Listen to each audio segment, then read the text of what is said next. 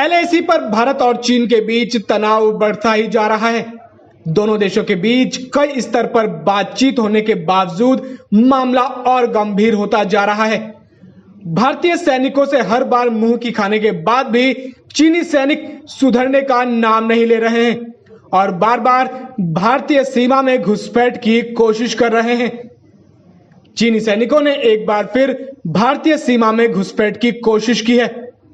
चीनी सैनिकों ने रेजांगला को कब्जा करने की कोशिश की, लेकिन पूरी तरह से तैयार भारतीय सैनिकों ने चीनी सैनिकों के मंसूबों पर पानी फेर दिया।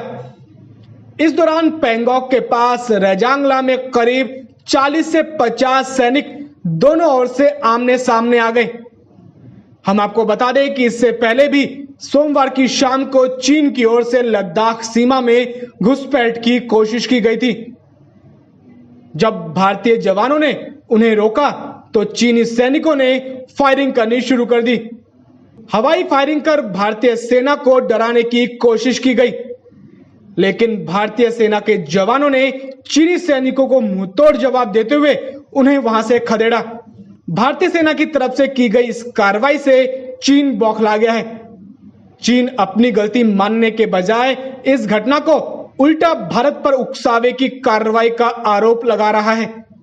चीन के वेस्टर्न थिएटर कमांड के प्रवक्ता कर्नल झांग शुलई ने इस मामले में बयान जारी किया और आरोप लगाया कि भारतीय सेना ने चीनी सैनिकों पर फायरिंग की। चीन के बॉर्डर गार्ड्स को हालात स्थिर करने के लिए मजबूरन जवाबी कार्रवाई करनी पड़ी। भारत की कार्रवाई ने चीन और भारत के बीच समझौतों का गंभीर उल्लंघन किया है। इससे क्षेत्रीय तनाव और गलतफहमियां बढ़ गई हैं।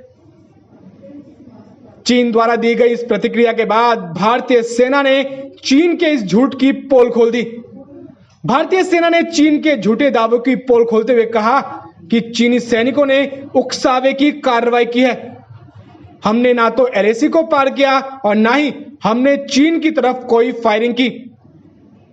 तनाव कम करने के लिए सैन्य, कूटनीतिक और राजनीतिक स्तर पर दोनों देशों के बीच हो रही बातचीत के बाद भी चीन लगातार समझौते का उल्लंघन कर रहा है।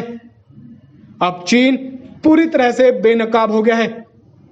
चीनी सैनिक कई बार घुसपैठ की कोशिश कर रहे हैं और हर बार भारतीय सैनिकों ने चीनी सैनिकों को खदेड़ा।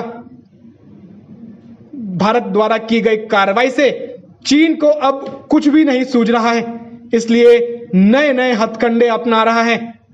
अब देखना यह है कि एलएसी पर जारी गतिरोध आगे क्या नया रूप लेती है और यह मामला कितना आगे जाता है। फिलहाल के लिए इतना ही। देश दुनिया की तमाम खबरों को जानने के लिए आप देखते रहिए लोक सत्य।